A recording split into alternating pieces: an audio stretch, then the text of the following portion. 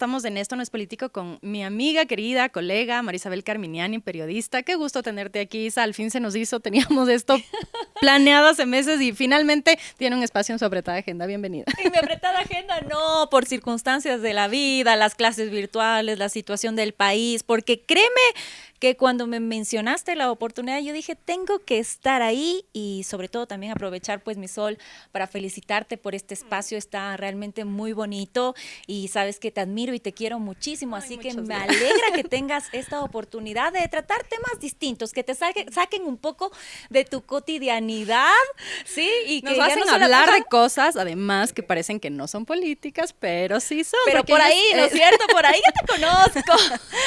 Siempre eso está ahí. Entonces, yo quiero empezar con tú tienes un recorrido como periodista, empezaste en televisión, tu carrera, de hecho, la has desarrollado en televisión, hasta que un día dijiste, hasta aquí. ¿Qué pasó? Qué buena pregunta. Bueno, creo que no hay una sola razón. Creo que son muchas razones las que me llevaron a tomar una decisión sin duda tan difícil. Lo pensé muchísimo, créeme. Creo que una de las razones principales es el querer seguir creciendo. Y me imagino que también a ti en algún momento de la vida te pasa y uno dice, bueno, ya he venido haciendo esto durante mucho tiempo y dices, quiero más. ¿Dónde más puedo incursionar? ¿Qué más puedo hacer? Y también es un reto. En lo personal siempre he buscado eso, ¿no? Nuevos retos, nuevas metas. Y yo creo que también, no sé, amo la incertidumbre. Amo el no estar todos los días en un solo lugar, sino decir qué más viene y es difícil, sí, pero también te reta a ti como profesional y como persona. Entonces, por ese lado creo que fue una decisión acertada porque, no sé, también muchas veces en el trabajo todos los días hacer exactamente lo mismo o dominar y ya determinadas tareas. Como presentadora de noticias y es algo que yo suelo discutir o conversar con colegas sobre qué tanto eso es un crecimiento profesional. Evidentemente, sin ningún desmerecimiento, es un trabajo que es importante, que te sientes ante la cámara y transmitas las noticias, por supuesto, pero en un momento se puede volver un poco repetitivo y muchas veces las que hemos empezado en televisión, parece que hay como esta ideita, esta semillita de que el top es cuando llegas a ser presentadora de noticias, más aún de un canal importante. Tú estuviste en Ecoavisa, luego en Teleamazonas, que son dos canales importantes a nivel nacional. En un momento también estuviste dirigiendo el noticiero de la comunidad de Teleamazonas. Entonces, podría pensarse desde afuera, pero ¿qué más quería? A ver, estaba en las pantallas, la gente le reconoce y está dirigiendo un noticiero. Y quizá lo que no se ve es estos famosos techos de cristal, que a veces es difícil identificarlos hasta que te pasa a ti, porque como mujer hay unos desafíos que no hay para los hombres. ¿Con qué te encontraste tú? A ver, cuando yo decido dejar el noticiero, yo ya no estaba como directora. A ver, yo dejé el cargo de directora hace muchos meses atrás por algunas cosas con las que yo no me sentía cómoda. Yo no estaba de acuerdo, porque lo que yo siempre dije, primero querían imponer en mí una forma de liderazgo que yo no la tenía, ¿no es cierto? Yo no sé si tal vez vemos cuando hay una jefa, tiene que ser dura, enojada, brava, gritona, prepotente, gritona, y muchas veces me decían, Isa, tú tienes un defecto. Y yo les decía, ¿cuál? Es que eres muy buena. Entonces, para mí era un poco chocante el decir, ¿cómo es un defecto ser muy buena? O sea, yo quiero aquí implementar un modelo de liderazgo diferente. Yo no soy de gritar. Yo nunca he necesitado en mi trayectoria periodística alguien que me grite o que me amenace para yo poder hacer bien mi trabajo. Entonces, yo tal vez por calzar, ¿no es cierto?, en los estándares de líder, de jefe, yo comencé a ser una persona que yo no soy. ¿Me entiendes? Porque te decían, no, es que tienes que castigarle, tienes que, palabras textuales, ¿no? Castigarles, no sé. Ya ¿castigarles a quiénes? ¿A los reporteros y al personal con quien tú trabajabas? Sí, efectivamente, cuando no cumplen el trabajo, cuando no hacen tal cosa. Entonces, ¿y cuál era el castigo? No sé, o sea, como en algunos casos quitarles pantalla, ¿no? Entonces era para mí algo ilógico. Porque yo nunca estuve acostumbrada a trabajar de esa manera. Entonces, yo no sé si a veces el hecho de que una mujer llegue a un cargo directivo te imponen el estilo de liderazgo, me atrevería a decir, y con mucho respeto, el liderazgo masculino. ¿Me entiendes? Y por eso es que muchas veces te dicen, no, es que yo no quiero tener una jefa mujer porque es complicada. Porque muchas veces a las mujeres nos exigen más o nos exigen que tengamos un modelo de liderazgo diferente al que habitualmente tenemos. Yo quería hacer de una manera diferente las cosas, pero el sistema no me lo permitía. Entonces, yo no podía ser una persona que no soy. Y ahí es donde te empiezas como a quedar chiquito el espacio, porque finalmente es imponerte, como tú bien dices, un estilo que no va contigo, que no corresponde, con el que al final, como no te sientes cómoda, capaz que tampoco tiene los resultados esperados. Entonces, lastimosamente, lo que suele pasar es, ahí está, pusimos una mujer directiva y no funcionó, renunció, se arrepintió, no pudo, ven, por eso, de gana. Entonces, como parece reforzar estas narrativas cuando en realidad tampoco es que quienes están ahí, que en general suelen ser hombres, están impulsando realmente y confiando en tu trabajo, porque si te ofrecen un cargo directivo es para que tú lo puedas ejercer a tu modo, a tu manera. Exacto, y tienes toda la razón. Yo siempre me hice la pregunta, ¿para qué te dan un cargo directivo si no te van a dejar tomar decisiones? Si todo lo que tú piensas o quieres hacer tienes que consultarlo. ¿Y qué pasa? ¿A tus jefes inmediatos no les parece tu decisión o te cuestionan, ¿no es cierto?, determinada decisión? Entonces, ¿para qué me pusieron donde estoy? No tiene mucha lógica y no creo que solo ocurra en los medios de comunicación. No, es generalizado. Creo que ocurre en muchas empresas, porque creo que las mujeres tenemos muchas conquistas a nivel académico, a nivel laboral, pero en el momento que se trata ya de ocupar cargos directivos, ahí vienen las barreras. Y es justamente lo que tú te referías, por ejemplo, el techo de cristal, que muchas veces no podemos seguir accediendo por estereotipos que están marcados fuertemente en la sociedad. Y hemos visto una evolución también de alguna manera. Aquí estuvo Ana María Roura hace poco, una periodista ecuatoriana en Londres que trabaja en la BBC ahora, y hablamos de esto también, de esta sensación de que cuando empezamos más o menos, estabas más o menos en la misma época, ella 2006, yo empecé en 2008, tú debes de estar por ahí, y muchas veces era como, a ver, ¿a qué fuente van las mujeres? Usted está bonita, véngase acá farándula o váyase a educación. Y si tú querías buscar un espacio, no, ni siquiera a veces incluso no tenías ni en tu cabeza como yo puedo ocupar este espacio, a mí me interesa eso porque simplemente las cosas estaban ya dadas y ahí sí te enfrentas nuevamente a este desafío que hoy ya ves mujeres ocupando. Y digo, siempre ha habido, pero quizá estos espacios de conquista para ser una directora que además pueda tomar sus propias decisiones y que no venga, no sé, si tú eres jefa de un noticiero, venga el jefe de todo el canal o el gerente o el jefe de noticias o el regional y te diga, no, es que usted lo que hizo y te desautoriza y también te quita esa potestad de ejercer tu poder. Entonces, a lo largo de este camino, ¿cómo tú has visto que ha evolucionado esto? Desde vaya, si ha evolucionado y qué desafíos todavía hay en esto de que, no, pero a ver usted, mejor vaya nomás de educación. O sea, ¿cómo ves eso? Bueno, primero creo que eres la persona que más me entiende. O sea, porque considero que en algún momento te pudo haber pasado, ¿no es cierto? Me puedo sentar a contar, enumerarte las veces. Entonces mejor cambiemos, yo te puedo entrevistar. Cuéntame. No, realmente esto es muy duro porque, claro, por ser mujer, en muchos medios, no en todos, no se puede generalizar, pero yo creo que en su gran mayoría te limitan y dicen, bueno, usted es mujer, entonces efectivamente váyase a la fuente de educación. Que es minimizada, porque ojo, que educación debería ser tremenda fuente de importancia, no, pero no, es minimizada porque no es la Asamblea Nacional. Entonces. Exacto, incluso muchas veces yo diría que tienes mayor noticia en estas fuentes, ¿no? Pero las fuentes, entre comillas, importantes, sin duda es la presidencia, política, asamblea. Y cuando tú quieres incursionar en temas que habitualmente no lo haces, es complicado, ¿no es cierto? Porque a veces tú estás habitualmente designada a alguna determinada fuente. Pero cuando faltó el reportero de la fuente específica, te dicen, bueno, vaya usted. Pero claro, sucede que yo no estoy acostumbrada a la fuente, pues sí puedo cometer ciertas imprecisiones, ¿no? Entonces sí, yo creo que el hombre le mandan definitivamente a estas fuentes principales, por así decirlo, pero también le mandan a las fuentes conflictivas, ¿no? Yo me acuerdo que cuando yo era mucho más joven, hace algunos años cuando comencé, me encantaba el tema de las protestas, de las bullas. Oye, era una cosa a mí que me fascinaba, no te puedo decir. Y claro, por protección, sí, o tal vez por precaución, mandaban a los hombres.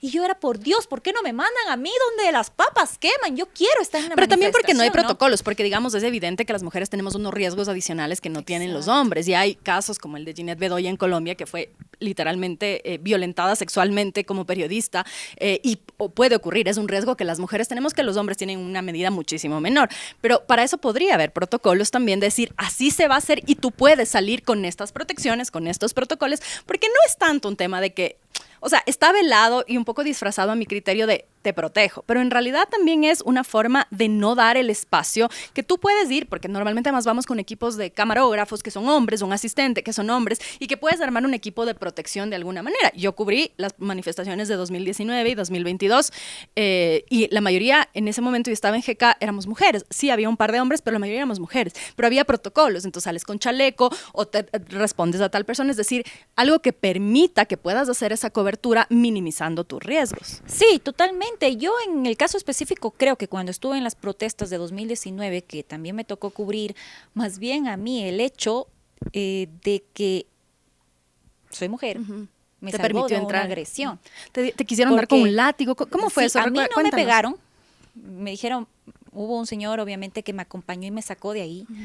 ¿Qué pasó? Pero, Cuéntanos un poquito. Claro, fue. a mis compañeros sí. Tú estabas en Ecuavisa ahí. Sí, estaba en Ecuavisa y nos fuimos al Parque El Arbolito, pero ya después de que obviamente las cosas se habían tranquilizado, fuimos a ver más cómo había quedado el lugar, ¿no? Entonces fuimos a recorrer la zona y comenzaron a gritar, comenzaron a lanzar piedras, les comenzaron a lanzar piedras a mi compañero camarógrafo, a mi otro compañero que nos acompañaba ese día, y a mí me comenzaron a amenazar, pero a ellos les pegaron.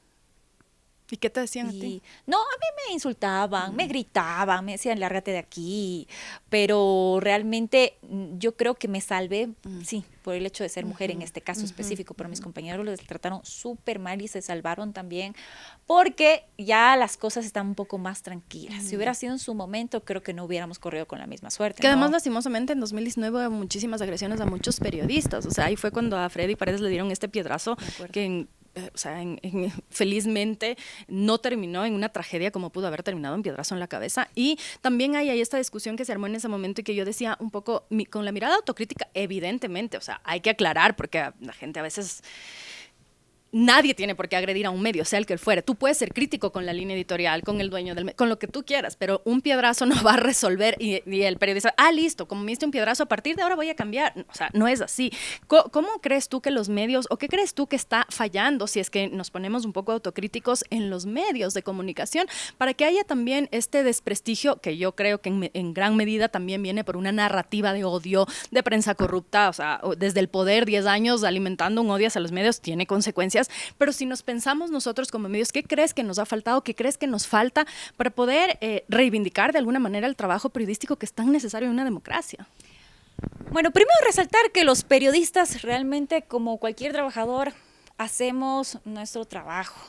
Y muchas veces, o tal vez por estas narrativas de odio que han existido durante más de 10 años en nuestro país, nuestro trabajo se ha visto afectado. Muchas veces nosotros respondemos también a un medio, ¿no? Y tenemos que seguir una línea editorial. Y muchas veces, tal vez, sí, ya haciendo un mea culpa como periodista, tal vez sí capaz ser un poco más empáticos, ¿no? Pero yo creo que también este tema de las mal llamadas fake news afecta un montón, porque por seguir en el ejemplo de 2019 había mucha desinformación y nosotros queríamos ir al lugar de los hechos y simplemente no nos dejaban entrar. Decían, pero ¿por qué Ecuavisa? ¿Por qué Televeneza no está? Bueno, porque le acaban de lanzar un piedrazo a Pérez, o le acaban de sacar al equipo a Marisabel. ¿Cómo mando a mi equipo si no hay garantías para que cubran? Exacto. Entonces, sí, yo creo que esto también motivó esta violencia contra los medios de comunicación porque corrían en las redes muchas noticias falsas o mucha desinformación.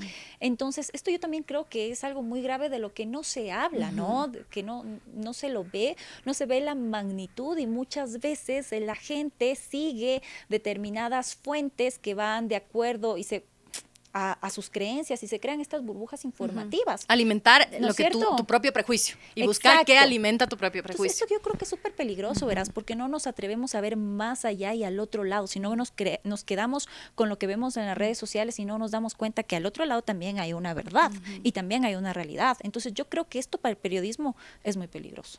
Y ahora un poco pensando, haciendo como un match entre esto que estás diciendo, los desafíos que hay en el periodismo, porque hay un desprestigio muy grande y no es un problema solamente de Ecuador, sino en general general de los medios, estas mal llamadas noticias falsas, información engañosa, estos discursos también peligrosos hacia los periodistas, que si no cuentas mi verdad, entonces eres mentiroso, y que si no cuentas, a nosotros nos decían, pero ¿por qué no están contando lo que pasa en la asamblea? Bueno, porque somos un equipo de 4 y estamos parados en el arbolito, o sea, no hemos encontrado todavía la forma de multiplicarnos para contarles al mismo tiempo si estoy aquí y veo esto, no veo lo de allá. O recuerdo cuando Teleamazonas le incendiaron y se estaba incendiando, pero ¿por qué pasan Bob Esponja? Bueno, porque el señor que tiene que salir a contar qué está pasando está escondido para precautelar su vida. Es decir, hay explicaciones a por qué cubres una cosa y no otra cosa, más allá de la línea editorial hay una capacidad humana, etcétera. Y cuando tú piensas un poco en los desafíos que tú has enfrentado y en estas razones que te motivan finalmente a dejar momentáneamente el periodismo capaz en la forma más formal. Tú estabas como presentadora de noticias y dices, en un momento sentí que quería más desafíos. ¿Cuál era ese más? Seguir aprendiendo. Creo que seguir incursionando en ámbitos que desconozco es un reto para mí primordial, porque yo sentía que tal vez, como tú mencionabas, en ese momento la presentación de noticias ya era un tema que yo dominaba, porque lo vengo haciendo hace mucho tiempo y quería incursionar en más. No te sabría decir a ciencia cierta, pero yo quería como seguir creciendo, sí, a nivel profesional, pero también quería crear un espacio y tenía ya una idea personal de crear un proyecto de entrevistas ya con temas más humanos, que muchas veces los medios de comunicación quizás no le dan la importancia que merece por la coyuntura, ¿no? O no se les da la importancia que merecen muchas veces porque prima el tema de la crónica roja, de la delincuencia, de la inseguridad.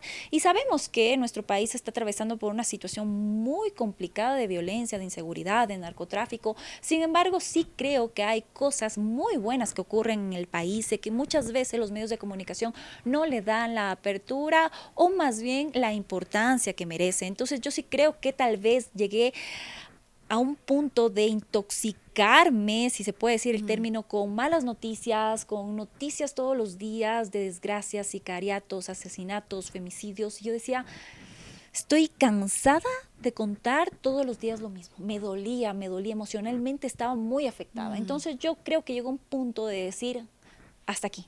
Respiremos, como tú lo dijiste hace un rato que conversábamos, desintoxiquémonos y volvamos a ruedo. O sea, sigo, ¿no? Sigo con este programa. Pero es salirse un poco del formato, digamos. Me salí del formato y he tenido mucha calma, mucha paz y no descarto en algún momento poder volver a ruedo, volver a reportajes, que es lo que amo, estar en las calles. ¿Quién quita?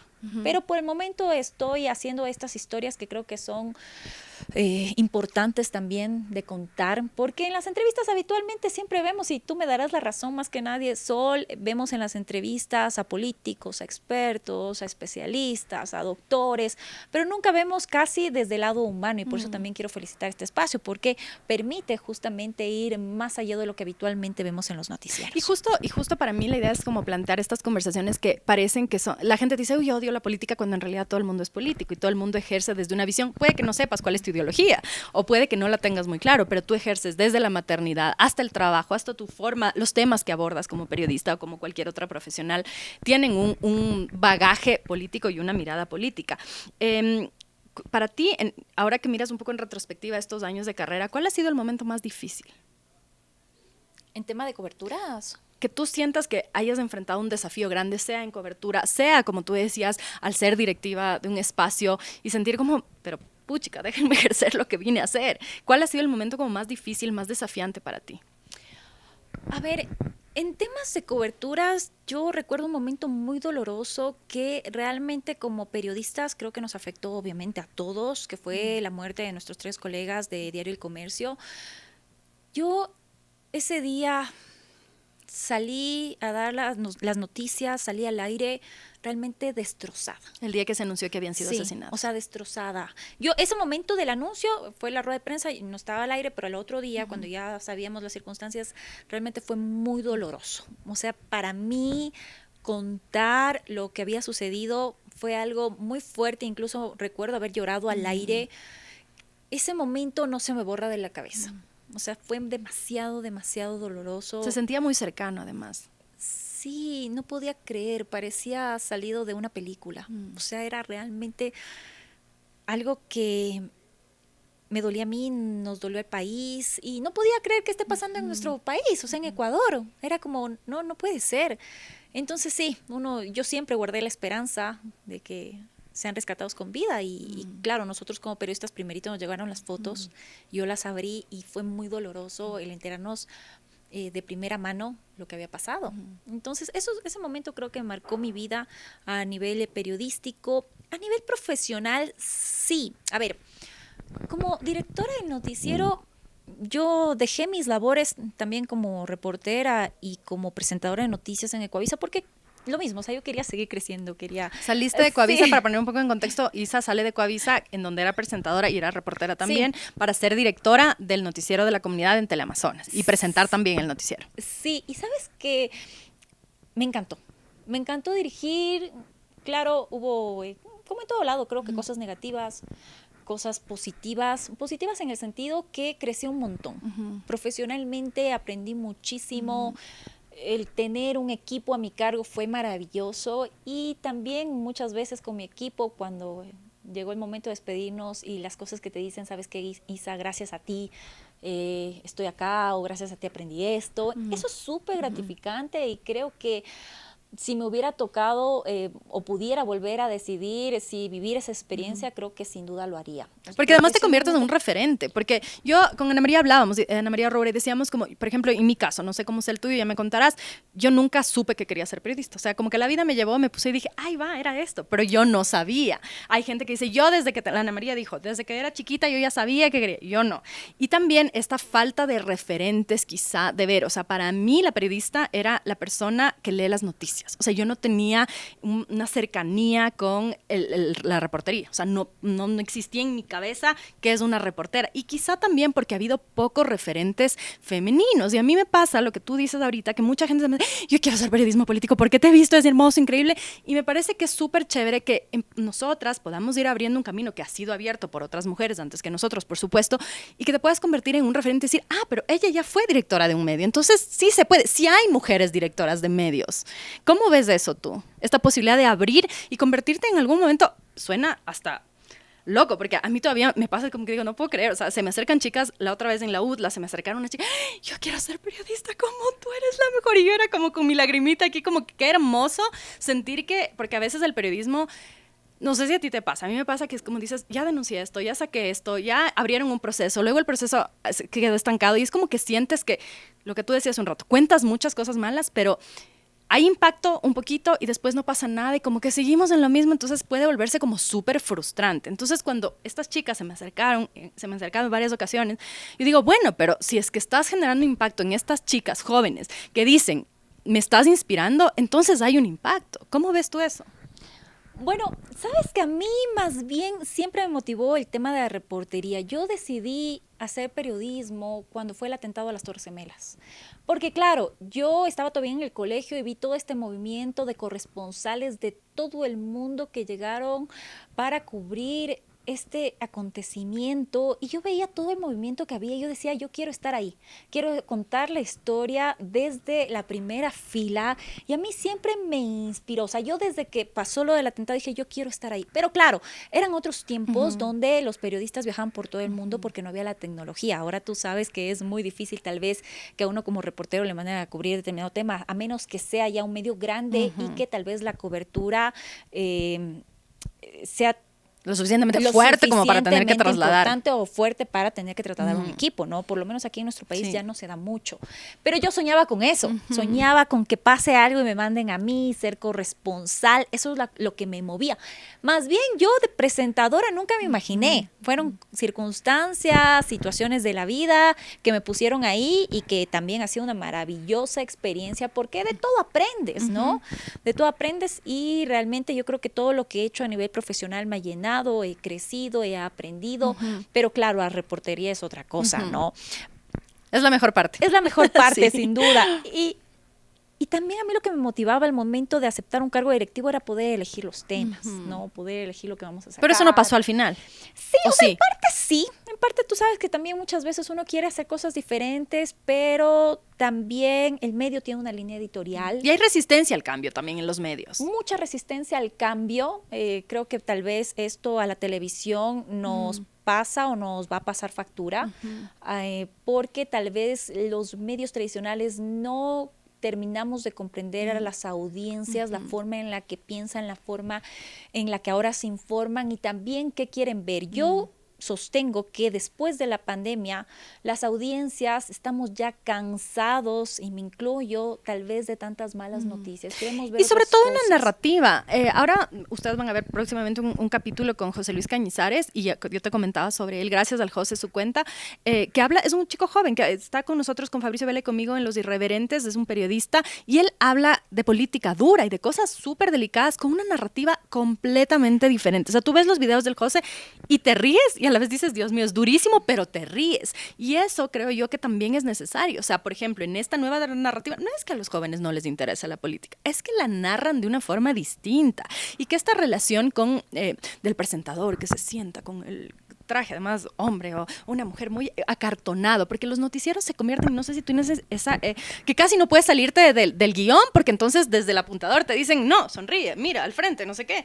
Y yo veo todavía en ciertos espacios, en noticieros de radio, etcétera, que tú, o sea, casi que, buenos días, Juan, buenos días, María, vamos con las noticias. Como que ya eso antes, cuando la relación era vertical, el periodista desde arriba te informaba. Hoy, ¿cuántos de nosotros no nos pasa que los temas vienen de nuestras propias audiencias? Que te dicen, tengo este documento, mira, no sé qué. A nosotros en GK nos pasaba que gente corregía ciertos datos, no esto de aquí, porque ya es una relación de doble vía. Entonces se ha quebrado mucho esta idea de que el periodista, y además el en vivo, ¿no? Porque la televisión surge para la inmediatez y el noticiero y estar parado ahí. Hoy las redes te informan, y con esto no quiero decir que no sea necesario, por supuesto que es la labor de los periodistas, pero quizá replantearse, ¿no? Porque la rueda de prensa que vas a informar en el noticiero de las 8 de la noche, yo ya la vi a la 1 de la tarde y ya me comí, ya leí los comentarios. O sea, claro, ¿qué valor agregado me estás dando? Y quizá ese es el desafío de los medios. Sí, yo creo que los medios tradicionales tienen que cambiar el chip. Lo están haciendo. Creo que están convergiendo a estos nuevos formas de informarse, tal vez.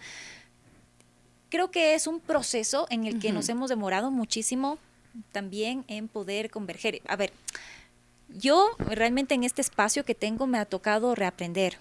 Es que es volver a empezar de cero, porque además uno nace en la televisión. ¡Obvio! Y te tienes que soltar. Hay ciertas cosas que tienes el chip ahí. Sí. Y como tú dices. A mí me dicen aquí en este podcast, está muy televisivo. Yo, ya, perdón. ¿Qué tengo que hacer?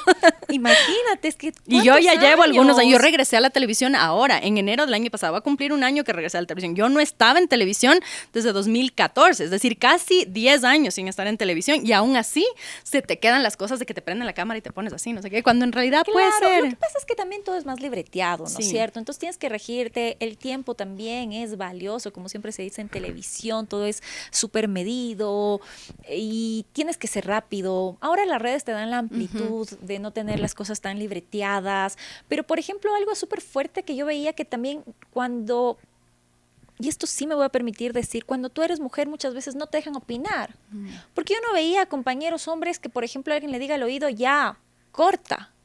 ¿Me entiendes? Es como que los hombres muchas veces se extendían en sus comentarios, pero cuando uno se extiende en el comentario te decían, ya corta. Entonces sí creo que en este sentido muchas veces al momento de comentar dentro de un espacio informativo hay machismo, ¿no? Yo me voy a permitir alimentar tu comentario porque yo creo, y voy a hablar de mi experiencia personal, yo empecé a hacer opinión más o menos en 2017, debe haber sido, no, 2016, 16-17. Yo empecé a hacer opinión en medios de afuera, en el New York Times, y empezamos a hacer columnas en GK también. Y yo tuve la sensación de que muchos colegas, hombres, era como, ¿y esta man por qué opina? Y había comentarios en Twitter que trataban como de minimizar mi opinión, como diciendo, ¿y esta chica de dónde? Es como esta chica, yo ya llevaba como, creo que, no sé, 10 años de experiencia o más, y era como, gracias por lo de chicas, me veo joven, pero como que te permiten llegar a un límite. A ver, ¿de qué vas a hablar? ¿Vas a opinar, no sé, de femicidio? Eso sí puedes. pero de política, a Dios no quiera. O sea, Mira, ¿quién sí. le ha dado esa autorización a esta atrevida? Y ahí es donde yo te pregunto a ti, ¿cómo rompes esos moldes? Porque lo que puede pasar es que te desincentivan tanto que dices, ¿sabes qué? Deja, no opino, me largo, renuncio, hagan lo que les dé la gana con su noticiero, préndanse fuego, háganlo, me voy. Pero eso implica que una voz de una mujer, hay una voz menos en el espacio, el espectro público. ¿Cómo debemos lidiar con eso? Es duro porque lo que a mí me pasó en algún momento es que de alguna manera te desmotivan. Entonces uno dice, ¿para qué me preparo? ¿Para qué estoy haciendo un esfuerzo en buscando datos, buscando cifras? Si es que a la final me van a decir, ya no hables, ¿no? Es desmotivante. Y también es como, me están callando porque creen que no puedo. O sea, te están diciendo, no puedes opinar o tienen miedo de lo que ves opinar. Y estamos hablando de que, bueno, sí, en mi caso realmente no eran temas políticos, ¿no? Porque obviamente el medio tiene una línea editorial y no puedes opinar tampoco de todo, ¿me entiendes? Abiertamente. Hay temas muy complejos, muy delicados. Sin embargo, te estoy hablando de opiniones de no sé, de temas cotidianos en los que cualquier persona puede opinar, ¿no? Entonces sí yo creo que veía más bien que muchas veces a mis colegas hombres no les decían, Basta. porque obviamente trabajamos en equipo y nadie les decía ya basta, ¿me entiendes? Pero cuando uno comienza a opinar, te cortan. Entonces no sé si es que, no creo que era algo personal, ¿no? Sino que... Es una estructura. Sí, es la estructura. Y se convierte en una cultura empresarial, lastimosamente, porque luego empieza a haber este castigo tácito a la disidencia, digo yo. Entonces, si la Marisabel molesta mucho, entonces hay que castigarla. Y es tácito, porque, a ver, yo siempre digo que todos venimos de una cultura machista. Tú, yo, el equipo que está aquí, la gente que nos ve, porque probablemente en nuestras familias había una persona, dos, varias, o sea, depende de cómo era tu familia. A veces hay padres muy machistas, a veces hay madres muy machistas, una escuela formal machista, es decir, y todos estamos intentando reaprender nuevas formas de relacionarnos, pienso yo, y que es importante justamente ese reaprendizaje, pero para eso hay que cuestionarse. Entonces, si no cuestionamos las estructuras y decimos, a ver, pero esto que me acaba de decir, le habría dicho a mi compañero de acá. Y muchas veces la respuesta es no. Entonces, cuando la respuesta es no, mi pregunta y mi desafío es cómo las mujeres empezamos a romper estructuras y también cómo los hombres se montan en ese barco para decir, oye, pero ese chiste que estuvo bien hace 10 años y todos nos reímos, ya no. Y hay unas relaciones de poder y yo quiero un poco hablar sobre eso, que es un tema que se habla en voz bajita en los medios de comunicación. De relaciones de poder inadecuadas, porque ¿cómo contratas a la chica? Entonces, a ver, se modela, entonces está guapa, entonces venga, siéntese acá, y se conforma una cultura empresarial en la que prima, primero, criterios que no tienen nada que ver con tu capacidad, y también se alimenta constantemente esto de que entonces estés bonita, no opine mucho, calles y solo sonríe a la cámara, o sea, más o menos así. ¿Cómo tú has enfrentado esos desafíos, ahora una periodista ya con recorrido, y cómo crees que las nuevas generaciones pueden enfrentar estos desafíos y empezar a romper como estas estructuras en las que además lastimosamente se arman relaciones de acoso?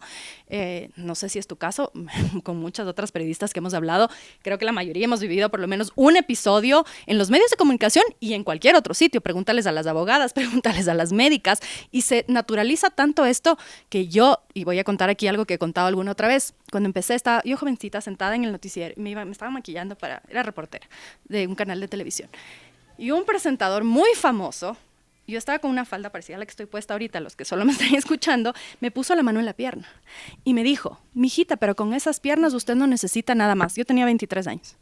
Yo tengo el carácter muy fuerte, tú me conoces. O sea, yo me quedé en una sola pieza. No tenía idea de qué decir. O sea, y siempre dices, yo habría dicho, me quedé helada. Y lo único que... Para que tú te quedes helada. Imagínate. Lo único que atiné a decir fue, por favor, nunca más vuelva a hacer eso. Era el presentador estrella en ese momento. El presentador se fue y a partir de ese rato nunca me respondió el saludo, era un majadero, era la segunda vez que me hacía un comentario así. Y claro, yo nunca me quejé, nunca comenté con nadie. Dije, bueno, de tripas corazón hay que seguir. Y yo decía, si en ese momento yo me habría quejado, ¿a quién le habrían despedido? ¿Al presentador que me puso la mano en la pierna? Adivina. ¿O a mí? Entonces empiezas a aprender a navegar en eso y empiezas como a decir, o te callas, o no te tomas en serio, pero son habilidades que son súper duras primero de interiorizar, y yo en ese momento no le di la importancia. Hoy en retrospectiva digo, eso era inadmisible. Inadmisible, pero es que el problema es que la sociedad, las mujeres en sí, los hombres también normalizamos estas conductas machistas. De alguna manera, a mí me pasó también muchísimas veces que uno, por no crear un problema, un conflicto, o tal vez porque dices, fue mi apreciación, tal vez él no lo hizo de mala intención, es que son inconcebibles, no deben pasar. Y punto. Y muchas veces yo también por miedo o por no saber cómo reaccionar me quedé callada. Sí. Pero es porque normalizamos. ¿Pero qué habría pasado si Marisabel hablaba ese momento? Claro. O sea, yo muchas veces me hago esa pregunta. Y creo que hubiera pasado lo que tenía que pasar. Le hubieran despedido al jefe. ¿Tú crees? Yo creo que sí. Yo creo que sí, porque las circunstancias, o por lo menos yo creo que ya le hubiera quedado una mancha. ¿Me Eso entiendes? es otra cosa. Porque, eso sí es otra cosa. Porque uno a veces, ¿por qué no alza la voz? Por evitar un problema, por no estar en la boca también de tus compañeros. Pero también es porque la entiendes? estructura está pensada para que el castigo no sea al agresor. O sea, mira con las víctimas hablo de violencia, porque esto en el contexto de la violencia es menor que te pongan la mano en la... Hay abuso sexual, hay violaciones, hay cosas muchísimo más graves. Y cuando eso pasa, ¿qué pasa? A la víctima. ¿Pero cómo estaba vestida? ¿Pero qué hizo? Pero es que usted sí subió al cuarto con él. Ah, bueno, puede haber subido al cuarto y arrepentirse al último minuto se llama consentimiento. Claro. O sea, y en ese contexto, un poco como está tan normalizado y como normalmente los jefes también son hombres, hay este famoso pacto entre caballeros que es... No le dijo nada, no le haga caso, así mismo es. Está exagerando. Está exagerando, no ha de haber sido así. Usted se está tomando mal, qué sensible. Pero ¿por qué se toma tan serio? Muy enojada es usted. O sea, exacto, tal cual, pero parece que estoy escuchando. Ya tiene los episodios de los recuerdos que se vienen. Pero yo creo que sí, o sea, como mujeres creo que no debemos permitir, y esto no solamente creo que se da a nivel de medios de comunicación, sino en forma general, en diferentes espacios, pero sí creo algo, que los medios de comunicación tal vez para mi punto de vista no han evolucionado a nivel corporativo, ¿me entiendes? Me atrevo a decir esto porque veo que a nivel periodístico sí, tienen mucho potencial, han evolucionado muchísimo, pero creo que a nivel empresarial nos falta también en muchos sentidos, porque yo veo que todavía en los medios de comunicación existen jefes o jefas que te castigan, que te ponen contra la pared si es que no hiciste tal tema. O y si lastimosamente no, mujeres que asumen estos patrones de comportamiento de creer que tienes que ser enemiga de otras mujeres, en lugar de decir, bueno, estoy como mujer en un puesto directivo, te extiendo la mano, amiga, hermana, o sea, a ver, ¿cómo te ayudo para que tú crezcas? Y a mí exactamente me pasó eso cuando yo trabajaba en un canal de televisión, era compañera de Isa, y una mujer que yo nunca en mi vida había conocido, no tenía, me odió, o sea, me senté así y al día 2 me odió. Yo ahora digo, esa mujer no sabe cómo el hecho de que me haya odiado me abrió los caminos, porque yo terminé saliendo de ese medio gracias a esta mujer. Y yo digo gracias porque el camino que me abrió, que yo en ese momento no podía ver, yo no entendía, decía, pero ¿por qué me odia? ¿Por qué me pone el pie? Porque yo no entendía qué pasaba. Hoy en retrospectiva digo, pobre, o sea, ella creía que yo era una amenaza para ella. En lugar de decir, ven, yo te ayudo, somos mujeres, démonos la mano en un mundo en el que ser mujer y ganarse espacios es complicado. Hoy digo, puchica, yo no quiero ser esa persona. Entonces, cada vez que yo he podido, es, a ver, ¿qué te enseño? Necesitas un contacto, toma, ¿qué? Esto no está, te edito, o sea, ¿cómo hacemos? Es que yo me iba a ese punto. Nos falta cambiar la mentalidad desde nosotras mismas. O sea, creo que el apoyo fundamental debe ser entre mujeres. Debemos de apoyarnos más.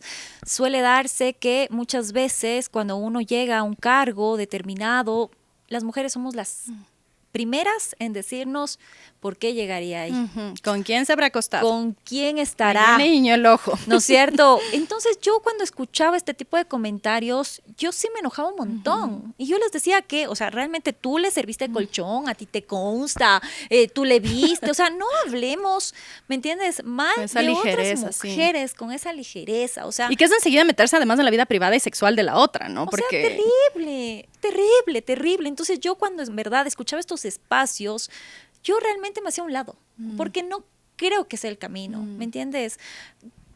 Creo que las mujeres podemos brillar en diferentes ámbitos, cada profesional tiene lo suyo, cada profesional brilla en lo suyo. Y no tienes que opacar a la otra lo que nos han hecho creer. Que a veces, y también ha habido tan poquitos espacios quizá para las mujeres, que tú cuidas ese espacio como que no me lo vayan a quitar cuando Marisabel es Marisabel y Marisol es Marisol. O sea, somos dos personas diferentes con habilidades, intereses, gustos, y que el hecho de que tú brilles no quiere decir que yo no, o a la inversa. Entonces ese es el llamado, Sol. O sea, de apoyarnos también nosotras. Porque ya tenemos un camino cuesta arriba, ¿no es cierto? Nos cuesta muchísimo demostrar que somos capaces, porque eso no le pasa a un hombre. Y el escrutinio es diferente, ¿no? Cuando un hombre está en el trabajo, sí, se esfuerza, hace su trabajo, da lo mejor de sí y le va bien. Pero a las mujeres nos toca esforzarnos el doble. ¿Y sabes qué me duele? Que nos toca demostrar de lo que somos capaces. Somos de lo que somos capaces, sí.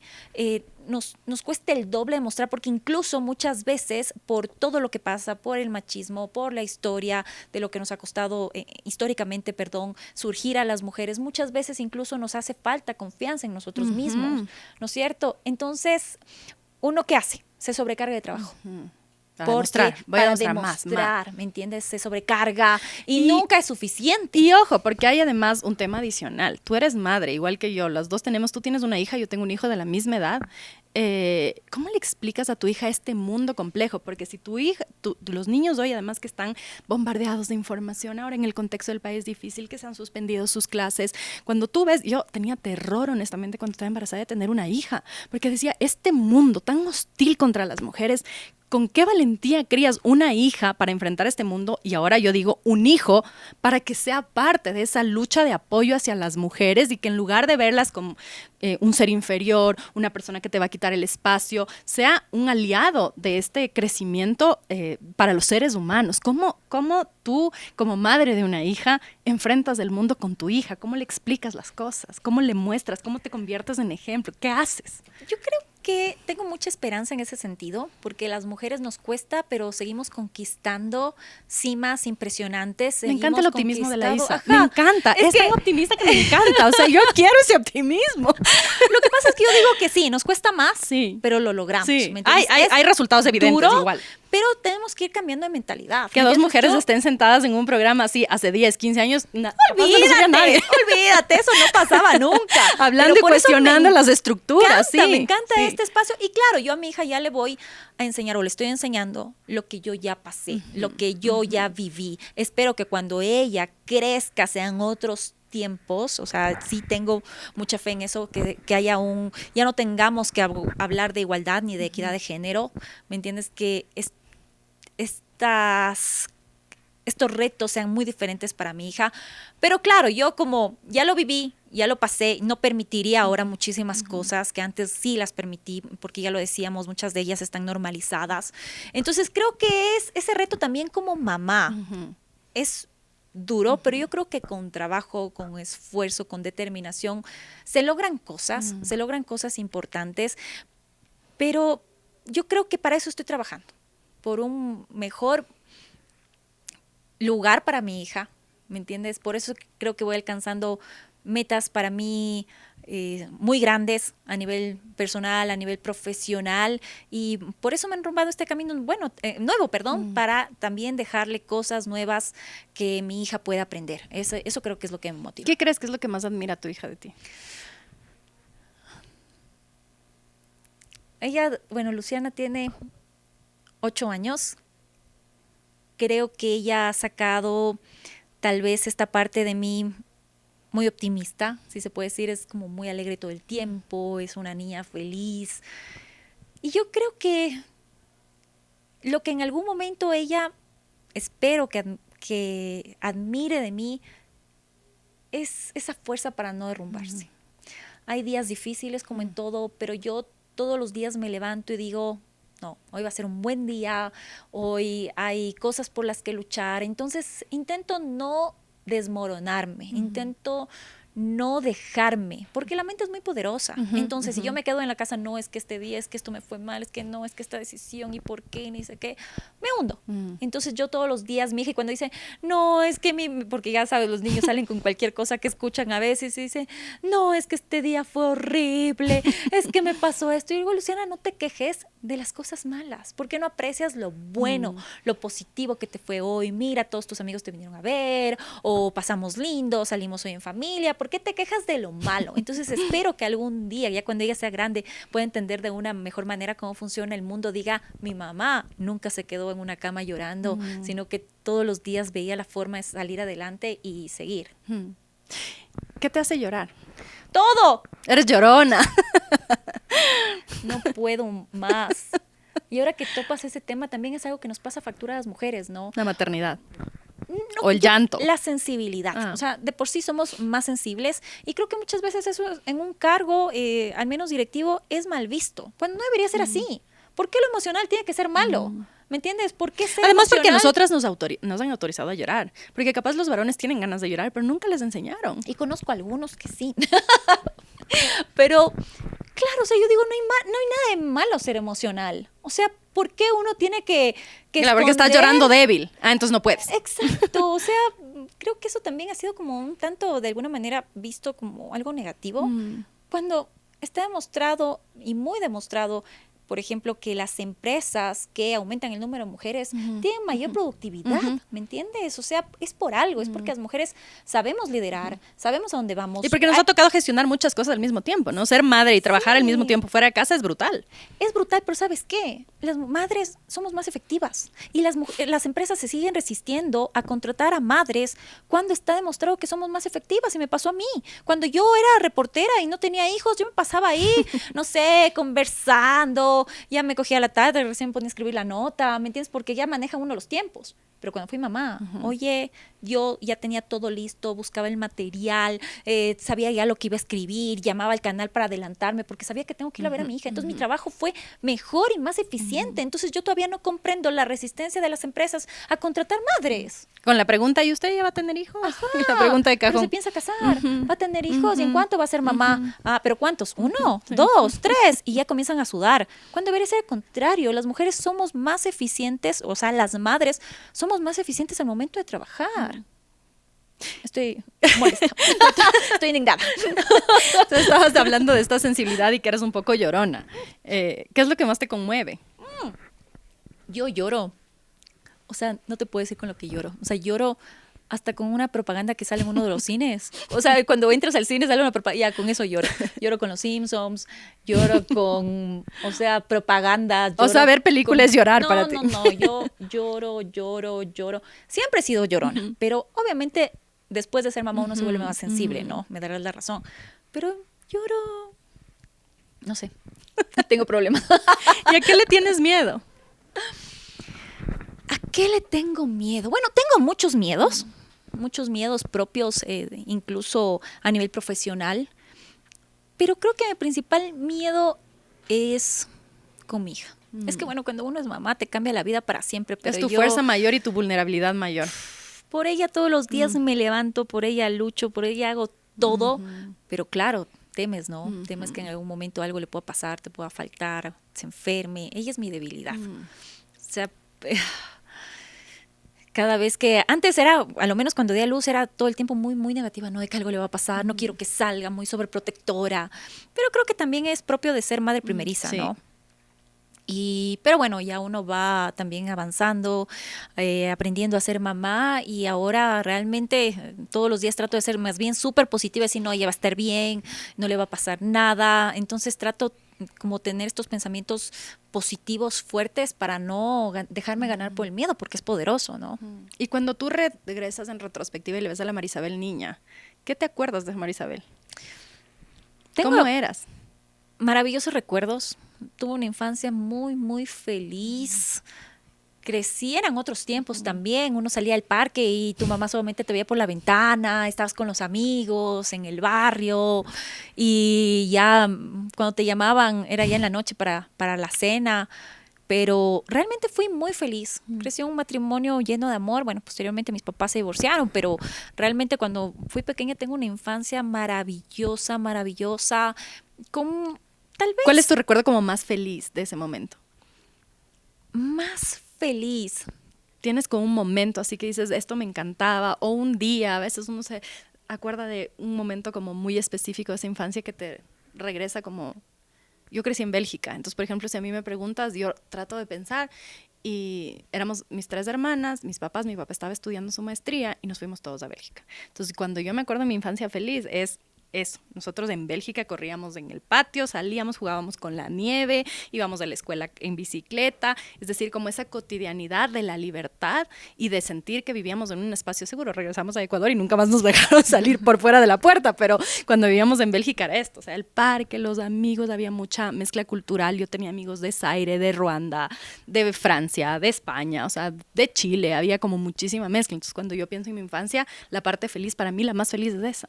Sí, puedo coincidir totalmente. Yo me acuerdo muchísimo el que éramos libres, el poder jugar con los amigos en el parque en paz, tranquilos, pero también recuerdo esta parte de que crecí en un hogar con mucho amor. Siempre se me viene a la mente mi papá y mi mamá juntos. Es algo que yo creo que me marcó como persona, porque tuvimos muchos años de paz, de armonía en el hogar. Obviamente, cuando yo fui adolescente, mis papás se divorciaron y vino un periodo muy fuerte a nivel personal, además que estás en la adolescencia. Que también marcan los divorcios. Mis papás también se divorciaron cuando yo era adolescente, y es como que uno tiene recuerdos de ese momento como desafiante siendo adolescente. Sí, es muy duro porque yo creo que tal vez a mí Tú eres la mayor. No, soy la del medio, pero mi hermano varón pasaba en la calle con los amigos, entonces me tocaba mucho asumir muchas veces responsabilidades que no me correspondían, ¿no? Propias del divorcio. Porque me tocaba hablar con mi papá, porque mamá y papá no hablaban, entonces me tocaba ir a decir, mami, intermediaria. Papi, entonces era muy duro, pero ya esto fue grande. Pero en cuanto a mi infancia, te puedo decir que fue maravillosa, o sea, fue lindísima, tengo hermosos recuerdos y básicamente creo que soy lo que soy por esa infancia. ¿Y cómo te marca tu papá? Tu papá, además, un hombre de televisión, César Carminiani, productor, actor, director, o sea, un hombre de televisión conocido, y a veces dicen estos pesos de llevar el apellido Carminiani. Mi papá es economista y yo siempre pensé que iba a ser economista. O sea, fue como, yo voy a ser economista, yo soy la hija mayor y iba a ser economista, hasta que un día dije, yo no quiero ser economista. Hasta estudié economía. O sea, pero te hubiera ido muy bien, déjame decirte. ¿Quién sabe? O sea, que un día dije, no. Y a veces son esas cosas que uno solito se mete en la cabeza de decir, tengo que ser esto, la altura de mi padre es este y tal, y no sé qué. ¿Cómo a ti te marca tu padre? A mí me marcó totalmente de una manera tan positiva. Yo siempre quise ser actriz. Fue mi sueño desde chiquita. Y él sí te marcó eso, entonces. ¿Sí? Él sí te transmitió un poco esa vena. Sí, totalmente. ¿Y has actuado, Isa? Yo he actuado, cosas pequeñitas, sí. Antes yo me pasaba en todos los castings que te puedas imaginar, porque yo mi sueño era ser actriz o estar en alguna película. Pero claro, con mi papá sí fue pan para hoy, hambre para mañana. O sea, económicamente hubo momentos muy duros, que yo no quería de alguna manera repetir eso o vivir. Entonces yo decía, si me dedico a actriz en este país, no hay futuro. Siempre lo vi como algo malo, y de alguna manera comencé como a buscar otras áreas que me pueden involucrar. Pero bueno, me involucré en el periodismo y bueno, también que también se actúa un poco. Se actúa un poco, pero también es mal pagado, ¿no? En nuestro país. Claro, entonces, tampoco es que uno que dice que bestia, voy aquí a tener una estabilidad económica y que me va a ir súper bien y voy a asegurar a mis futuras generaciones. No, pero claro, te dan una mayor estabilidad y no supe que quería ser periodista hasta ya grande realmente, cuando pasó este tema de los atentados. De ellos siempre quería ser actriz, pero sabía que quería estar en la televisión, ¿sabes? O sea, claro, yo crecí entre luces, con cámaras. ¿Le acompañabas a tu papá a grabar? Acompaña a mi papá en todas las películas. Me acuerdo, yo era chiquita, tenía 5 años, estaba en El Ángel de Piedra con él en las grabaciones. Entonces yo decía, yo quiero actuar, yo quiero estar en un canal de televisión. Y bueno, mira, la vida me terminó ubicando en Ecuavisa, que fue el primer canal donde mi papá también empezó. Entonces, sin querer queriendo, las cosas en la vida se dan. Bueno, en el periodismo realmente fue algo extraño porque yo nunca busqué, ¿me entiendes? Es como que la vida se encargó de ubicar. Llevarte un poco. En cambio, en la actuación yo siempre buscaba. Y nunca salía. Es como que me desesperaba por buscar, me iba a todos los castings, pero claro, en este país es duro. Y más bien en el periodismo las puertas se fueron abriendo una vez que egresé de la universidad, luego ya me gradué y todo se fue dando. Entonces ya, claro, llegó un momento que dije, a ver, o la actuación o el periodismo. y la vida me encaminó por acá. Pero te encanta bailar, yo le he visto a la Isabel hacer coreografía, baila, canta, se mueve, domina el escenario. Ahora Iván estaba diciendo que también es comediante, ¿no? Que se sube de vez en cuando a contar chistes. Cuéntanos un poco de ese lado que no hemos visto tanto, Isa. Lo que se hereda no se hurta. Me encanta, ¿sabes qué? Yo creo que más allá de esta pasión que tengo por la actuación, que ya viene de familia, yo creo que siempre ha sido por hacer reír. ¿Sabes que me encanta que la gente... Es chistosísima la Isabel, por si acaso, es bien chistosa. En el fondo, porque claro, la gente te ve en esa faceta seria de periodista que tú dices, que no se mueven, que hablan así, todos serios. Y es real. Entonces la gente me decía, oye, mis amigos me dicen, Isa, el que te ve en la tele te compra, o sea, te cree. ¿Ves que si eres un poco actriz? Claro, porque no, o sea, tú no eres así. No soy para nada seria, me encanta. Y es muy cálida, muy cariñosa. Claro, cuando uno le ve en la tele, se le ve muy seriecita, pero es súper cálida, es gritona. Sí, soy escandalosa, soy gritona, soy súper cariñosa. Sí. Me encanta, o sea, abrazar a la gente. Me encanta decirle que si es que le quiero, o no sé. Pero más yo me he dado cuenta que tal vez es porque la gente que está a mi alrededor pase bien. ¿Me entiendes? Si yo me tengo que botar al suelo para que la gente se ría, te juro, me boto al suelo, hago la payasada. No me importa con tal de que la gente que está al lado mío como que pase bien, se divierta, se ría. Y es como que llevar también un poquito de alegría a la gente que quieres, ¿no? Creo que es eso. Creo que es eso. Y de vez en cuando te subes a estos micrófonos abiertos en los espacios de comedia. ¿Cómo llegas a que el Iván Ulchur, que es un comediante, lo habrán leído también en el New York Times, no está por aquí, pero es parte de este equipo, estaba contando antes de empezar que le ha visto a la Isa contando chistes? Cuéntanos, dicen, ¿dónde cuentas chistes para irte a ver? Sabes que ese es mi sueño, pero ¿sabes qué? También yo creo que mucho tiempo me cohibía por el mismo hecho de que tenemos esa mentalidad del periodista que si hace algún chiste pierde credibilidad, ¿me entiendes? Cuando es cero, porque muestras tu humanidad y al contrario, eso conecta con la gente. Y siempre así colegas me decían, es que la Isa en el noticiero de la mañana pierde cada rato su credibilidad, ¿me entiendes? Porque yo a veces sí me reía exageradamente, me mandaba un chiste que nadie se reía. Y me decían, Isa, o sea, ya bájale un cambio. Y yo decía, pero ¿por qué no puedo ser yo? O sea, déjenme ser yo. Y claro, sí, la gente obviamente no conoce a la Isa, ¿no? Pero en algún momento, ya retomando al tema de lo que decía Iván, un amigo, claro que si me conoce este otro lado, me decía, Isa, ¿por qué yo tengo un espacio los martes, hacemos monólogos, ¿por qué no vas? Y yo... Ese es el de Zíngaro. Sí. ¿Sabes qué? Le estoy haciendo publicidad para que le vayan a ver a la Isa de vez en cuando, creo que asoma por ahí los martes. David, o tal vez puede empezar a asomar por ahí los martes. Uno de los dueños obviamente me invitó y yo, te juro que me froté las manos, o sea, yo hice así. Finally, llegó mi momento de brillar, de hacer comedia. O sea, realmente fue, este es el espacio. Y fuiste. Y fui. Y claro. Tenemos que ver más de eso, Isabel. Por favor, avísanos cuando vayas a ir para irte a ver. Es que déjeme preparar un monólogo ahí, que les haga reír, porque si no... Pero claro, entonces yo me moría por pararme en ese escenario. Y él me dice, pero Isa, pasa a contar un chiste. Y yo... No, qué vergüenza. No, pero pasio. Bueno, a ver, ahorita, ¿dónde? Y me demoré tanto contando el cacho que te juro la gente ya me quería matar, pero yo estaba en mi papá y le dije, yo tengo que aprovechar este momento y comencé a contar el cacho y ya te juro la vida era así, ¿para qué le dije? Esta man, ya estamos sin tiempo. Es más, hice más largo el tiempo que Iván. O sea, Iván se mandó el mega monólogo, yo creo que en el cacho me pasé el tiempo. O sea, ya me querían matar. Pero claro, me gusta mucho el tema de la actuación en sí. Entonces, claro, contando un cacho, yo me pego la mega actuación. Ya les he de contar algún rato el cacho. Es largo, el cacho de Abela. Pero es maravilloso.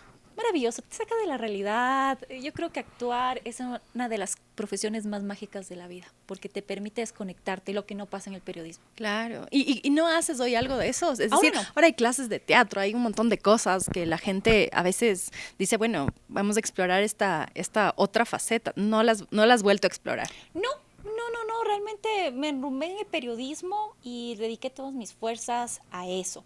No descarto algún momento, quién sabe, el teatro, puede ser, la vida no está dicha, pero sí me encantaría como encontrar este espacio. Por eso yo decía, yo tengo que venir acá los martes, o sea, tengo que inventarme algo para estar aquí los martes, ¿me entiendes? Es como ya te llama, ¿no? Es que ya creo que está en las venas. ¿Y cómo te conectas con esta otra faceta? Porque a veces, como tú bien dices, uno se cierra un poco en el personaje. Entonces, mi personaje es Marisabel, la periodista seria, porque como tú bien decías hace un momento, nos hacen creer que tienes que ser súper serio. Entonces, si hay un chiste, ya no te van a creer. Y ahora yo veo mucho en las tendencias de los jóvenes, más bien lo que buscan es también este espacio de vulnerabilidad. O sea, si lloró, bueno, lloró porque está transmitiendo una noticia muy dura. O si es que se ríe, bueno, se equivocó. A nosotros, por ejemplo, en Los Irreverentes, nosotros no guionamos nada. Entonces, muchas veces pasa que nos equivocamos, se te traba la lengua. Yo hay días que estoy con la lengua que parece dormida y es como yo misma, y como te corriges, y se siente mucho más natural porque permites que la persona sea un poco más de la persona que es. O sea, no tienes necesariamente que estar todo el tiempo en el rol de esa seriedad, que el pelo no se te mueve, porque además en televisión es como que te ponen aquí el spray, que no se te mueva un pelo, que no se te mueva la pestaña, que no haya un brillo. O sea, como vender esta idea que no existe, que es el de la persona perfecta que transmite la información sin errores y no tiene nada más allá de como ser humano, parece a ratos un robot. Bueno, tienes toda razón y yo creo que rompí esa barrera. Creo que justamente me cansé de eso, ¿me entiendes? De ser alguien que está frente a la cámara y que todo el mundo te diga qué bonita estás o qué despeinada estás, peínate. Todo se reduzca a tu físico. Y eso tema que tocas es súper importante y yo también quería preguntarte eso porque yo le pregunté a Diana Pasley que estuvo aquí, me parece que con ella abordamos este tema de los pesos que las mujeres tienen sobre ser bonitas, sobre no envejecer. Ahora ves muchas, sobre todo creo que la exposición en televisión, ¿no? Gente que tú ves puesta como un montón, a mí me ha pasado con colegas o gente que es un poco mayor a mí o bastante mayor a mí y de repente le veo y casi no le reconozco porque botox, no sé qué, aquí, acá los fillers, no sé qué, siempre estar perfecta, no sé qué. ¿Cómo llevas eso? Porque siento que es un peso impuesto también por la sociedad que es mucho más pesado en las mujeres, que tienes que verte bien, que si tienes 40, 50 años, por poco quieren que te veas de 20, es como loco, tengo 40 o 50 o 60, ya no me puedo ver de 20, pero sí hay como esto y en algunas figuras que en su momento fueron figuras representativas de la televisión, yo veo eso y es como, veo gente y es como, ¡ah! Dios mío, ¿qué se hizo? Y las caras son tan cambiadas por esta, siento yo que es una obsesión por querer ser algo que ya no eres porque el tiempo pasa. Y si tienes arrugas es porque estás viva, si no estarías muerta. ¿Cómo vives tú eso? ¿Qué significa para ti la belleza? Y esta diversidad que hoy podemos ver incluso en redes. Antes quizá las presentadoras siempre era un molde muy similar físicamente. Hoy tú en redes ves gente que es referente, influencers si quieres llamarles, que son fuera de estándares, ¿no? Entonces una persona que para la sociedad puede ser gorda o no ser súper escuálida, entonces ya como no eres escuálida ya eres gorda o tienes arrugas o tienes manchas o antes no veíamos por ejemplo personas afro en la televisión, cosas de ese estilo. ¿Cómo llevas tú eso? ¿Cómo crees que eso impacta o ha impactado en ti? Son exigencias que considero son durísimas para las mujeres, son unas exigencias, yo creo que es a todo nivel, más cuando estás en un medio de comunicación como la televisión. Porque que ves que cómo se ha envejecido la Marisabel, si un día te salió media cana. Yo le decía a la Andrea Samaniego que me fascinan sus canas hermosas, yo quiero hacer las paces con las mías, todavía no haga, pero la Andrea Samaniego, que es menor a mí, yo le veía con sus canas y le decía, me encantan tus canas, son hermosas, y un día me dijo, me hicieron pintar mis canas. Y yo así, qué triste, ¿por qué? Y es por estos pesos. ¿Para ti cómo ha sido? Ha sido durísimo, pero creo que yo lucho. O sea, yo, por ejemplo, siempre me han dicho, pero ¿por qué no te haces una lipo? ¿Por qué? Me angustia ese comentario. Y cuando me dicen, ¿por qué no te haces una lipo? Yo así, ¿pero por qué? Si yo me siento feliz, déjame mi gordito. Por suerte no me ha ganado. Es duro porque tú, claro, o sea, ya ves a tus colegas más jóvenes, radiantes. Ves a tus colegas más viejas y están más jóvenes que tú y dices, Dios mío, ¿pero qué se están poniendo? ¿Con qué diablo hacen impacto? Porque... No, claro, y hay colegas que son mayores que realmente han envejecido con dignidad, ¿me entiendes? Pero hay otras, lamentablemente, que yo creo que se han dejado llevar. Lamentablemente, yo creo que las mujeres en todas las áreas, seguimos pensando en que cuando esté flaca me va a ir mejor. Cuando esté hecha la cirugía me va a ir mejor. Cuando, no sé, pues, mejore mi apariencia me va a ir mejor.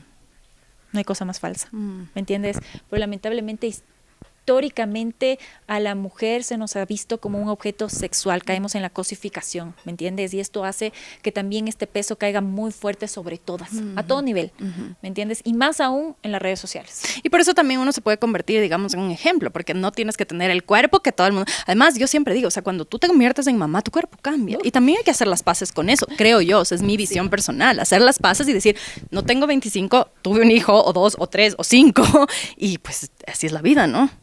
Sí. Que cuesta. Cuesta, pero yo creo que uno tenemos que ya irnos quitando estas taras mentales, o sea, creo que tenemos que seguir ya evolucionando, obviamente cuidarnos, qué lindo, yo trato de hacer siempre ejercicio, ¿me entiendes? Más por un tema de salud, por estar bien, por sentirme bien, pero no porque quiero a esta edad ya como estar... no sé. El cuerpo de 20, a los 40, el cuerpo de 20 está un poco difícil. O sea. Claro, y como tú dices, hay mujeres que tienen 50 años y que son regias, ¿me entiendes? Yo quisiera llegar a los 50 y estar así, ¿me entiendes? Pero que no sea un tema porque la sociedad te impone, sino porque sea porque me quiero ver bien, quiero estar bien, quiero sentirme bien. A mí, no sé, me gusta cuidarme, pero ya ir más allá y caer en la exageración o la adicción, yo creo que ahí sí hay que repensarnos, ¿no? De buscar más, creo yo, a nivel personal, a nivel humano, crecer más que tal vez estar bien a nivel físico, ¿no es cierto? Creo que es más importante la parte emocional. Ahora vamos a ir cerrando y antes de eso te quiero hacer como unas preguntas súper rápidas sobre, por ejemplo, si lees, ves películas, ¿qué haces? ¿Ves? Por ejemplo, a mí me encanta leer, no sé, a ti te gusta leer, ver series, ¿qué haces cuando estás en la casa? Me encanta ver películas. Ahora realmente últimamente no he disfrutado tanto como debería del cine. Pero claro, me encanta actuar, me encanta el ¿Tu película cine. favorita que te la puedes repetir 100 veces? Mi película favorita que me puede repetir 1000 veces. ¿O tu serie favorita? Por ejemplo, me gusta Green Mile. Creo que en español es... Green Mile. Green Mile, Villa... ¿Cómo? Villaverde, sí. Villaverde, ¿no? Sí. Me encanta esa película. La serie... Me encanta Friends. Yo puedo ver 200 veces también Friends. Siento, yo me he visto ni sé Forrest Gump y Friends puedes repetir así, eterno el loop. Ajá, y últimamente me vi otros capítulos porque estaba, según yo, repasando mis clases de inglés. Entonces me volví a ver, así que le volví a coger el gusto. Y ahora estoy muy dedicada a la lectura. ¿Qué estás leyendo? Estoy leyendo ahora un libro, no se me vienen las autoras, pero se llama El síndrome de la impostora. Súper interesante porque es justamente lo que hablábamos, ¿no? Que muchas veces las mujeres cuando llegan a tener algún logro, siempre se cuestionan su logro. Siempre están diciendo, es que fue una suerte que yo esté aquí, pero en algún momento la gente o mis compañeros o mis jefes se van a dar cuenta de que soy un fraude. ¿Me entiendes? Son unas cargas que las mujeres tenemos históricamente y que nos pasa a todas y que le pasa incluso en algún momento a Michelle Obama, que decía, yo no puedo creer que la gente quiere escucharme a mí. ¿Me entiendes? Y se llama el síndrome de impostora. Entonces estoy muy dedicada a la lectura porque ahora, bueno, tengo un poco más de tiempo y entonces aprovecho todos estos espacios para seguir aprendiendo. Estuve últimamente también estudiando, entonces retomé los libros. Estaba haciendo maestría. Sí, lo académico y que también fue una experiencia maravillosa. Me costó mucho también volver, pero como todo uno se acostumbra, así que... ¿Qué canción escuchas cuando quieres estar feliz? Canciones. ¿O qué cantante o qué grupo te ayuda a cambiar el chip? Me ayuda a cambiar el chip. A ver, ¿sabes qué? No escucho mucho música. No soy mucho de música. No musical. Como me gusta bailar, pongo música para bailar, ¿me entiendes? ¿Y bailas a diario? Sí. Bueno, yo en las mañanas hago bailoterapia. Me encanta bailar. Ese es tu ejercicio. Ajá, ese es mi ejercicio. Voy a la bailoterapia, me desestreso y para mí es lo mejor. O sea, para mí me saca de mi rutina, me libera del estrés. Entonces amo como el baile. Escuchar música... Muy poco, no ¿Y cuando vas en el carro qué oyes? Podcast. Esto no es político. Esto no es político, sí, pongo en el carro. Sí, escucho podcast. Ahora me acostumbro a escuchar podcast. ¿Y qué te ha gustado? De los que has escuchado, ¿cuál recomendarías? Me gusta mucho el crecimiento personal. O sea, a nivel emocional me gusta sentirme bien. Entonces, muchas veces cuando uno ya a veces siente que no puede, que las fuerzas se van. Entonces, sí me gusta escuchar cosas motivadoras, ¿no? Que te saquen del día a día, que digan, no, últimamente me he dedicado a eso, a a escuchar gente que ha logrado determinado objetivo y cómo lo ha logrado. Me gusta aprender de otras personas, me gusta leer biografías. Entonces sí, por ejemplo, leí el libro de Michelle Obama y me pareció extraordinario. Es chéverísimo. Ajá, entonces yo creo que es eso, el poder seguir aprendiendo. ¿Sabes que me gusta mucho leer? Pero no me gusta mucho leer novelas. Ah, ¿no te gustan las novelas? No me gustan mucho las novelas. Sí las leo, pero me gusta más como algo que me deje alguna lección, algo aprendido. Eso me gusta. Ah, ya, muy bien. Oye, Isa, gracias por haber estado aquí. Se me quedan un montón de cosas por hablar, pero yo siempre digo, vamos a tener una segunda parte con Isa Carminiani, porque, bueno, aquí de largo podríamos seguir y si el Lucho estuviera me diría, sigue hablando, esto es podcast, puede hablar 2 horas, pero hoy vamos a grabar 2 episodios. Así que muchas gracias por estar aquí, me ha encantado conversar contigo, conocerte un poco más y nada, estamos pendientes de la segunda parte con Isa Carminiani. Bueno, que esa segunda parte, o sea, antes, mejor dicho, la segunda parte, que nos tomemos un cafecito para poder conversar, desahogarnos, así, tipo terapia. Sí. Y bueno, agradecidísima por invitarme. La verdad es que he disfrutado un montón este espacio y yo, de mi parte, desearte éxitos en este nuevo proyecto, que te vaya súper, súper bien. Te mereces lo mejor y como siempre te he dicho, eres una gran profesional y lo único que te puedo decir es que te deseo lo mejor y que te quiero mucho. Gracias. Yo te quiero un montón, muchas gracias, una mujer admirable, como yo digo, ese optimismo que a mí me falta, ella tiene de sobra, así que mírenla, también tiene un podcast, se llama Más Allá del Rating, lo pueden encontrar en YouTube y también en plataformas de... sí, ahora en todas las redes, en todas mis redes están. Ahí está. Sí. ¿Y cómo es tu red? ¿Cómo eres? Estoy como Isa Carminiani. Si no la siguen, síganla, una gran periodista. Y gracias por haber estado aquí, ustedes gracias, síganos también. Compartan este video, denle like, comenten para que podamos seguir creciendo y ustedes puedan seguir viendo más entrevistas. Nos vemos la próxima vez.